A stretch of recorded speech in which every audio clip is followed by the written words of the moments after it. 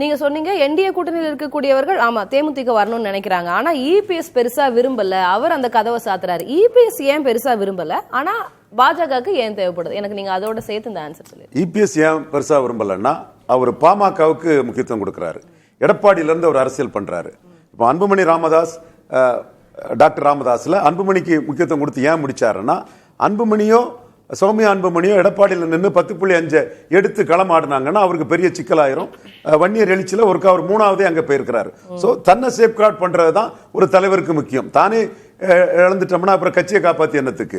So அந்த இடத்துக்குள்ள அவர் அதில் தெளிவாக நிற்கிறாரு. இன்னொன்று, அவருக்கு வட தமிழகத்தில் அவர் நான் ஏற்கனவே முதல் சுற்றிலே சொன்ன மாதிரி அவர் பலமா இருக்கக்கூடிய இடத்துல அந்த அடிஷனல் ஓட்டு பாமக கொடுக்க முடியும். அந்த இஷ்யூ பேஸ்ட் ஆட்டு அவர் கட்சியோட தன்மை KP முனுசாமி, CV சண்முகம், அன்பழகன், வீரமணி, தென் சம்பத்து, இப்படி பல லோக்கல் லீடர்ஸ் இதுலையும் அது அவருக்கு கண்டிசிவா இருக்கும்னு அந்த அவங்களுக்கு தான் முக்கியத்துவம் கொடுக்குறாங்க. இது எவிடன்ஸ் 2021 பார்த்தோம். அதையும் தாண்டி இப்போ ராஜ்யசபான்னு அக்ரிமெண்ட்ல இருந்து இவங்க கூட இருந்த கட்சியை பற்றி பேசுறத விட பாமகவுக்காக எரிச்சல் பட்டார் ராஜ்யசபா விவகாரத்தில். ஸோ பாமக என்டிஏல இருக்காங்க, நம்ம கூட வருவாங்கன்னு பாமக சென்ட்ரிக்கா தான் அவர் தன்னோட விருப்பத்தை காட்டினாப்பல. இத்தனைக்கும் பாமக பாஜக அணியில் இருந்த கட்சி. இவரோட இருந்த தேமுதிகவோட பாமகவுக்கு அவருக்கு முக்கியத்துவம் கொடுக்கிறாரு. ஸோ அவரோட தளத்துல இருந்து அவர் அந்த அரசியலை தான் பண்றாரு. இதுல காங்கிரஸை பொறுத்தவரை ஷியாமன் சொன்ன கருத்து வெளி தோற்றத்துக்கு இருந்தாலும் கூட உள்ளுக்குள்ள ஏன் பார்வையில் என்ன நினைக்கிறேன்னா, அவங்க சீட்டு இதெல்லாம் முடிச்சுட்டாங்க. கனிமொழி அந்த சந்திப்பில் அவங்க முடிஞ்சு போச்சு, வெளியே சொல்ல வேண்டியதான் பாக்கி. எந்தெந்த சீட்டுங்கிற ஐடென்டிஃபிகேஷன்ல இருக்கலாம், நம்பர்ஸ் முடிவு பண்ணிட்டாங்க. ஏன்னா இன்னைக்கு சிவகங்கையில் முதல்வர் MK ஸ்டாலின் கலந்த கூட்டத்தில் சிதம்பரம் பேசுறாருன்னா அவர் மூத்த தலைவர், அவருக்கு ஓட்டிசின் டெல்லிங்கிறது தெரியாத லெவல்ல இருக்காது. ஸோ அவங்கள பொறுத்தவரை ஃபேக்ட் முடிஞ்சது, அனௌன்ஸ் பண்ண வேண்டியது மட்டும்தான் நான் அந்த இடத்துக்குள்ள நான் கருதுறேன்.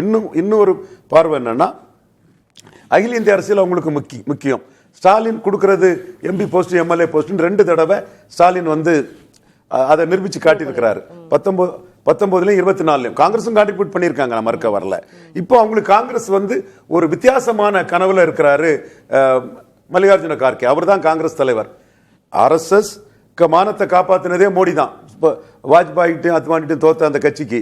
ஆனா இவர் என்ன நினைக்கிறாரு, ஒரு பிளவு வந்துடும், நாம ஸ்டாலினுக்கு 22 பிரைம் மினிஸ்டர் உட்கார்ந்துலாங்கிற ஒரு பெருங்கனவுல இருக்கிறாங்க. அதுக்காக தான் சொல்ல வந்தேன். அந்த பெருங்கனவுல இருக்கவங்களுக்கு ஸ்டாலின் 29 வரை ரொம்ப முக்கியம். 2 முறை மக்களவை தேர்தலில் வெற்றி கொடுத்தவர்கள் ஸ்டாலின் மிக முக்கியம்.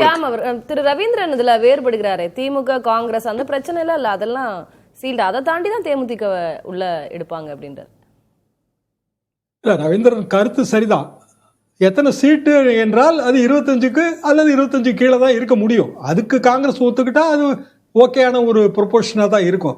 ஆனால் அப்படி தெரியல. ஏன்னா இந்த கூட்டத்துக்கு பிறகும் மாணிக்கம் தாகூர் போன்றவர்கள் எங்களுக்கு மதுரை மேற்கு வேணும், மதுரை கிழக்கு வேணும், இத்தனை தொகுதி வேணும்னு அவங்க பேசிகிட்டே தான் இருக்காங்க தொடர்ந்து.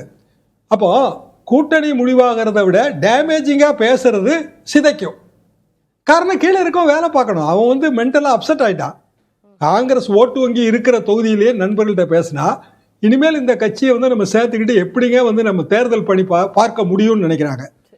SIRக்கு பிறகான நிலைமை அதை இவங்க யாருமே கணக்கில் எடுத்துக்க மாட்டேன்றாங்க. 1 கோடி ஓட்டு இல்லைங்க, 10,000 பூத்தை கூட்டியாச்சு. ஒவ்வொரு பூத்துலையும் எல்லாமே மாறி கிடக்குது. இப்போ அண்ணா நகர் தொகுதியில் இருந்தோம்னா நம்ம பாகம் எண்ணு மாறிச்சுன்னா நம்ம பக்கத்து தொகுதிக்கு போயிடுறோம். நம்ம வீட்டிலே 3 ஓட்டு வேற தொகுதியில் இருக்கும், 1 ஓட்டு வேற தொகுதியில் இருக்கும். அவ்வளவு பெரிய குழப்பங்கள் இதுல இருக்கு. அப்போ இறுதி செய்யப்பட்ட வாக்காளர் பட்டியல் வெளியிடும் போது ஒரே ஒரு கட்சியிட்ட டேட்டா இருக்குங்க, அது திமுக. திமுக மட்டும் ஒவ்வொரு பூத்லயும் எவ்வளவு ஓட்டு நமக்கு விழுவும் தெரியும். மற்ற கட்சிகள்கிட்ட அந்த டேட்டா இல்ல. காங்கிரஸ் 0, அதுல எதுவுமே இல்லாத ஒரு கட்சி. அந்த காலத்துல அப்படின்னு பேசுற கட்சி தான். ராகுல் காந்தியும் பிரியங்கா காந்தியும் பிரச்சாரம் பண்ணா ஓட்டெல்லாம் அள்ளி விழுந்துரும் நினைக்கிறாங்க. நம்ம தேமுதிக அது கூட்டணி வியூகம் குறித்து பேசிட்டு இருக்கோம். இல்ல தேமுதிக இது முடியுது எப்படின்னா காங்கிரஸ் முடிவு தானே தேமுதிகவோட என்ட்ரி பாயிண்ட். திரு ராம்கி, நான் வரேன் திரு ஷியாம், நீங்க அதை அப்படிதான் புரிஞ்சுக்கிறீங்களா? ஏன்னா ஷியாம் சார் சொல்றாரு இன்னும் அது சிக்கல்ல தான், பிரச்சனையில தான் ஓடிட்டு இருக்கு, அதற்கு இடையில தான் தேமுதிகக்கான வழி பிறக்கிறது அப்படின்னு சொல்றாரு. நீங்க சொல்றீங்க இல்ல அவங்க NDA பிஜேபி ADMK போறதா விரும்புவாங்க. அது எப்படி இந்த புள்ளை எப்படி? ஒருவேளை காங்கிரஸ் தாவேகா கூட்டணின்னு வந்ததுன்னு ஒரு செங்கல் தான் அது கடகடான்னு எல்லாத்தையும் உருவாரம். அடுத்தடுத்து அந்த கூட்டணி உருவானாலே என்ன பண்ணுவாங்க, தேமுதிக கூட மூவ் ஆகிறதுக்கு வாய்ப்பு எல்லாம் இருக்குது. ஸோ அது காங்கிரஸ் கையில தான் இருக்கு. காங்கிரஸ் எந்த அளவுக்கு துணிச்சலா, நீங்க எப்போதுமே நீங்க 30 ஆண்டுகள்ல சார் இங்க ரவீந்திரன் சார் சொல்றதுன்றது முடிஞ்சிருச்சு, நீ அதை பத்தி பேசுறதுக்கே இல்ல, அவங்க டீல் எல்லாம் முடிச்சுட்டாங்க, அவங்க அப்படி எல்லாம் போயிட மாட்டாங்க. இல்ல அது காங்கிரஸ் ஒண்ணு சொல்லலையே, வெளிப்படையா சொல்லலையே. நீங்க அதான் சொல்றேன், நீங்க பிரதான பார்ட்டி என்ன, நீங்க தமிழ்நாட்டுல கூட்டணி அரசியல் தான். அதுல இந்த பிரதான 4 கட்சிகள், 2 பேரும் ராஷ்டிரிய கட்சிகள், 2 பேரும் திராவிட கட்சிகள், என்ன அவர் நகர்வுகளை பொறுத்து தான் மற்றவர்கள். ஸோ மற்ற 3 கட்சிகளும் முடிவெடுத்துட்டாங்க. ஆனா காங்கிரஸ் ஒன்னும் தடுமாற்றம் தான் இருக்குது. ஸோ இப்போ அவங்க ஏதாவது மூவ் பண்ணாங்கன்னா, ஏன்னா நீங்கள் எல்லா கட்சிகளுக்குமே இங்கே ஸ்டேட்டில் ஒரு சப்போர்ட் வேணும், சென்ட்ரலில் ஒரு சப்போர்ட் வேணுங்க. இப்போ நீங்கள் தேமுதிக போன்ற கட்சிகள் போல் அவங்க வந்து எல்லா 2 சப்போர்ட்டையும் எதிர்பார்ப்பாங்க. ஸோ அப்படி இருக்கும்போது காங்கிரஸ் கிளீனாக ஓப்பனாக சொல்லிட்டாங்கன்னா, டோரை அடைச்சிட்டாங்கன்னா, அதுக்கப்புறம் இவங்க நிச்சயமாக இந்த பக்கம் தான் முடிவு எடுத்துருவாங்க. ஸோ அதில் ஒரு சிக்கல். 2வது நீங்கள் நம்ம கட்சியாக பார்க்கும்போது தேமுதிகங்கிற கட்சி வந்து விஜயகாந்த் இல்லாத நேரத்தில் அந்த விஜயகாந்தோட லெகசி எடுத்துட்டு போகணும்ல, அதுக்கு எந்த அளவுக்கு பண்றாங்கன்னு பாருங்க. நீங்க பாமக, ஆமா நீங்க பாமகவோ மற்ற கட்சிகள் போல அவங்களுக்கு ஒரு ஸ்ட்ராங்கான ஒரு சமூக வாக்கு வங்கி இருக்கு. அது மாதிரி எல்லாம் தேமுதிக கிடையாது. தெலுங்கு பேசும் மக்கள் ஒரு பக்கம் இருந்தா கூட பொதுவா ஒரு அபிப்பிராயம் விஜயகாந்தோட லெகசி எடுத்துட்டு போகணும். அது எந்த அளவுக்கு பிரேமலதா சுதீஷ்லாம் அவங்க வந்து ஒரு மாதிரி ஓல்டு ஜென்ரேஷனை தான் அவங்க பார்ப்பாங்க.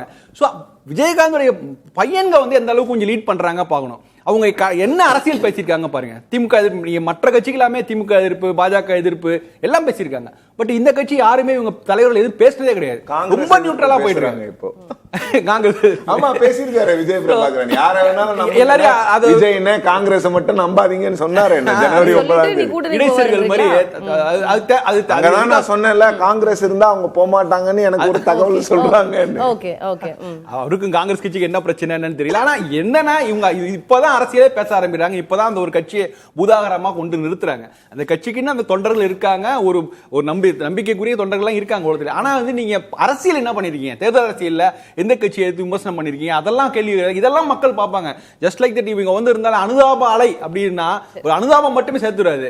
1% 2% தான் இருக்கு, மேக்சிமம் 2% தாண்டி வருவதும் இல்ல. நீங்க இது இருந்தாங்க மத்த பெரிய பிரதான கட்சிகளுடைய ஓட்டை இங்க டிரான்ஸ்பர் ஆகும். நான் எளிதா வழி என்னன்னா 2018-19 காலகட்டத்தில் விஜயகாந்த் ஒரு முடிவு எடுத்திருக்கலாம். அவர் எய்தர் சிரஞ்சீவி வழியிலையோ இல்ல சரத்குமார் வழியில சென்றிருக்கலாம். ஒரு விஷயம் முடிஞ்சிருக்கும். ஒரு தேசிய கட்சியில் இணைந்திருந்தா கூட அவர் இருந்திருக்கலாம். பட் அதை தொடர்ந்து லைஃப் லைன் இன்க்ரீஸ் ஆகிறதுக்கு என்ன காரணம்னா, இல்ல இது விஜயகாந்த் கட்சி, இது ஒரு மாற்று சக்தி அப்படிங்கிற ஒரு நினைப்பு அந்த கட்சி தொடரில் இருந்ததுனாலதான் இவ்வளவு தூரம் அவங்க நீடிக்கிறாங்க. அதை தொடரணும்ல, அந்த லெகசி தொடரலையே. இந்த இடத்துல போய் அவங்களுடைய அடையாளம் தொலைக்கிறாங்க. திரு சிவப்பிரியன், நீங்களும் சொன்ன முக்கியமான விஷயம்ன்றது காங்கிரஸ் இருக்கக்கூடிய கட்சியில அவங்க போக மாட்டாங்க, இல்ல காங்கிரஸ் எதிர்த்து பேச ஆரம்பிச்சிருக்காங்க அப்படின்ற அந்த ஒரு காங்கிரஸ் அவர் ரொம்ப வெளிப்படையா விஜய் பிரபாகரன் சொன்னதுதான். விஜய்க்கு அட்வைஸ் கொடுக்கிறாரு, நீங்க யார வேணாலும் தாண்டி அந்த கூட்டணி மட்டும் நம்பாதீங்கன்றது திரு ரவீந்திரன். அதுக்கு ஒரு பேக் ஸ்டோரியும் இருக்கு. அரசியல்ல கெயின் தான் குறி. குறிப்பா 2001ஆம் ஆண்டு உள்ள அரசியல் நிலவரத்தில் ஜெயலலிதா அம்மையாரால மூப்பனார் பிளஸ் விசிகானே ஜெயிக்க முடியும். அவங்க என்ன நினைச்சாங்கன்னா, டிஎம்கே சைடு பாமக 50 இடம் அவங்க ஜெயிப்பாங்க, பாமகவை எடுத்து நம்ம 27 கொடுத்தா நமக்கு இவ்வளவு லாபம் வரும். அங்க நின்னா என்ன வரும், அந்த ஜெயலலிதாவோட நுணுக்கமான அரசியலை தான் ஸ்டாலின் பண்றாரு. லாஜிக் தான் அப்படின்ற சொல்றீங்க. திரு சிவப்பிரியன், உங்களிடம் மட்டும் இப்போ 2014 பழம் கனிந்திருக்கிறது பாலில் விழுந்து காத்திருக்கிறோம் அப்படின்னு கலைஞர் சொன்னாரு. அதுக்கப்புறம் அது பெரிய மக்கள் நல கூட்டணி, அது பெரிய டிசாஸ்டர் ஆச்சு. இந்த முறை ஏறத்தாழ இந்த 10 வருஷம் கழிச்சு பழம் நழுவி பாலில் விழுகிற மாதிரி தான் ஒரு ஸ்டேட்ல சொல்றாரு. இல்லையான்னு பொறுத்திருந்து பார்க்கலாம். சொல்றாரு எப்படி இருக்கும்னு நினைக்கிறீங்க, என்ன தாக்கம் வந்ததுன்னா அதுக்கு டிஎம்கேக்கு பிளஸ் தான். நீங்க 10+1 எது வந்தாலும் பிளஸ் தானே. ஏற்கனவே இருக்கிற கூட்டணியோட இன்னொரு ஒவ்வொரு தொகுதியிலையும் ஒரு 1000 ஓட்டு 1500 ஓட்டு உங்களுக்கு வருது அப்படின்னா, இன்னொன்று விருதுநகர் போன்ற தொகுதிகளில் சவுத் தமிழ்நாட்டில் எங்கெங்க நாயக்கர் சமுதாயம் அதிகமாக இருக்குதோ அங்கெல்லாம் தேமுதிகவுக்கு ஒரு இன்ஃப்ளூயன்ஸ் இருக்குன்னா அது நல்லது தானே. இங்க வந்து நார்த் தமிழ்நாட்டில் நீங்க வந்து பிஎம்கே உடைய அந்த கவுண்டர் இன்ஃப்ளூயன்ஸை நீங்க யூஸ் பண்றதுக்கு தேமுதிகவுடைய வாக்குகள் அப்படியே வந்தா அது நல்லது தானே. ஆனா பழம் நழுவி பால் விழுமா, போன முறையும் அப்படிதான் படம் அப்படியே கிட்டத்தட்ட வந்து அந்த டம்ளரை தொடுமோ அது கீழே போயிடுச்சு. அந்த மாதிரி ஏதாவது வருமானம் எல்லாரும் ஒரே ஒரு வரியில சம்மப் பண்ணிருங்க. திரு சிவப்பிரியன் தான் அந்த கேள்வியை முன் வச்சிருக்காரு. திரு ஷியாம் சார், இல்ல தெலுங்கு ஓட்டுங்கிறது வைகோட்டே இருக்கு, அது மட்டுமே நீங்க அது மட்டுமே நோக்கம்னு நம்ம சொல்லவே முடியாது. பிராக்டிகலா எவ்வளவு சீட்டு கேட்குறீங்க? 10 சீட்டா? நோ, வாய்ப்பே இல்லை. ரெட்டை இலக்கம் தரவே முடியாது. ஏன்னா இவங்களுக்கு கொடுத்தா எல்லாரும் கொடுக்கணும். அந்த இடத்துல தேமுதிக அடிபட்டு போகுங்கிறதா என் கருத்து. சரி, ஓகே. உங்களுக்கு நீங்க ஆமான்னு சொல்லிருக்கீங்க திரு இல்ல இல்ல இல்ல இல்ல இப்ப நமக்கு ரொம்ப டைம் இல்ல திரு ராம். இல்ல முக்கியமான ஒரு கருத்து விழுகாதுன்றீங்க. இருக்கு. தேமுதிக விசிக அவர் ஒரு டெட்லி காம்போ அதுல வந்ததுன்னா okay, அது வந்து சோஷியலி அதுல இருக்குது. Okay, okay. அண்ணனுக்கு தெரியும். ராம்கி. பழம் நழுவ ஆரம்பித்து விட்டது உண்மை, ஆனா அது எங்க போய் ஓகே, நன்றி.